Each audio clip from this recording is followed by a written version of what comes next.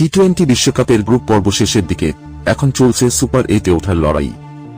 Bangladesh 2 match খেলে 2 point নিয়ে টেবিলের দ্বিতীয় স্থানে রয়েছে।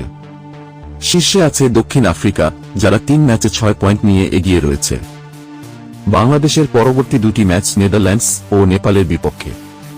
2টি ম্যাচই জিতলে সরাসরি সুপার 8-এ চলে যাবে বাংলাদেশ। যদি একটি ম্যাচ জিতে তবে সুপার 8-এ ওঠার সম্ভাবনা থাকবে, তবে সেক্ষেত্রে অন্য দলের ম্যাচের ফলাফলের উপর নির্ভর করতে হবে। 2টি ম্যাচেই হারলে বাংলাদেশকে বিদায় নিতে হবে। বাংলাদেশ ইতোমধ্যে গ্রুপের শক্তিশালী 2 প্রতিপক্ষের মধ্যে শ্রীলঙ্কাকে হারিয়ে 2 পয়েন্ট অর্জন করেছে। যদিও দক্ষিণ আফ্রিকার বিপক্ষে 4 রানে পরাজিত হয়েছে, তবুও সুপার 8-এ ওঠার দৌড়ে ভালোভাবেই টিকে আছে। বাংলাদেশের সামনে এখনও সুযোগ রয়েছে, তাই পরবর্তী 2টি ম্যাচে ভালো পারফর্ম করলেই তারা সুপার 8-এ চলে যাবে। শান্ত হৃদয়দের জন্য এটি একটি গুরুত্বপূর্ণ সময়, কারণ তারা নিজেদের ভাগ্য নিজেরা নির্ধারণ করতে পারে।